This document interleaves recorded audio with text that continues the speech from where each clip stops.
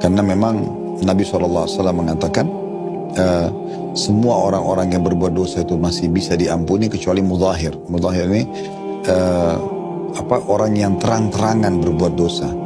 Lalu Nabi SAW menyebutkan, dan salah satu ciri orang terang-terangan buat dosa adalah pada saat dia berbuat dosa di malam hari, lalu Allah tutupin sampai pagi.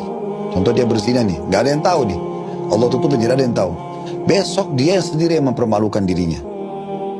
Karena dalam Islam tidak perlu. Di dalam Islam pun tidak ada pengakuan dosa. Seperti mungkin di sebagian aliran Kristen kan ada itu, kita ngakuin dosa, kita tidak ada. Dalam Islam tidak ada itu. Gak perlu dokter Dika misalnya buat dosa lalu datang kepada saya, Ustaz, saya ini buat dosa begini-begini dan segala macam. Lalu saya bilang, udah kamu sudah bisa dimaafkan. Tidak ada begitu dalam Islam.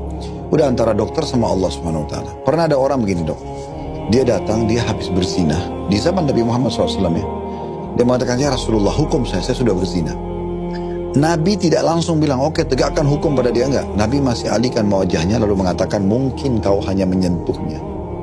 Orang itu datang lagi depan wajah Nabi, ya Rasulullah, saya sudah zina, hukum saya. Maka Nabi mengalihkan lagi wajahnya, mengatakan, mungkin kau hanya menciumnya.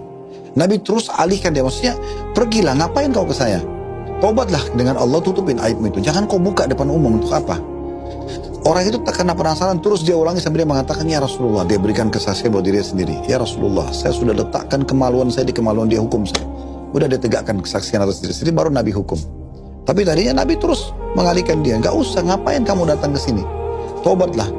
Termasuk dalam Islam dok, tidak boleh orang yang sudah taubat, lalu kemudian dia berbangga dengan kesalahannya dulu. Dulu saya itu begini dan begitu. Untuk apa? Gak usah.